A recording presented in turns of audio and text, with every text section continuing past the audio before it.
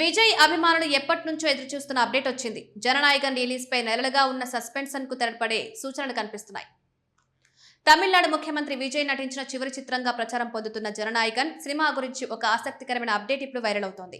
చాలా నెలలుగా ఈ సినిమా విడుదల తేదీపై స్పష్టత లేకపోయినా తాజా సమాచారం ప్రకారం ఈ చిత్రం జూలై 23న విడుదలయ్యే అవకాశం ఉందని ఇండస్ట్రీ వర్గాల్లో చర్చ జరుగుతోంది. అయితే చిత్ర బృందం నుంచి అధికారిక ప్రకటన రావాల్సి ఉంది. విదేశాల్లో మాత్రం సినిమా జూలై 24 నుంచి ప్రదర్శించబడే అవకాశం ఉందని సమాచారం. దీంతో దేశీయ, అంతర్జాతీయ విడుదల తేదీల్లో స్వల్ప మార్పులుండొచ్చని సినీ విశ్లేషకులు భావిస్తున్నారు.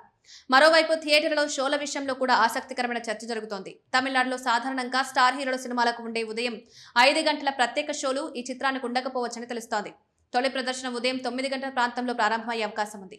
అయితే కర్ణాటక, కేరళ, ఆంధ్రప్రదేశ్, తెలంగాణ రాష్ట్రాల్లో మాత్రం అభిమానుల ఉత్సాహాన్ని దృష్టిలో పెట్టుకుని తెల్లవారుజామునే ప్రత్యేక షోలు ఏర్పాటు చేసే అవకాశాలున్నాయి. దీనిపై కూడా అధికారిక వివరాలు రావాల్సి ఉంది.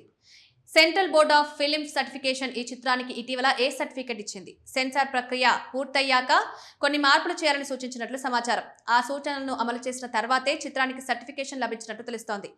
సినిమా నిడివి కూడా గమనార్హమే.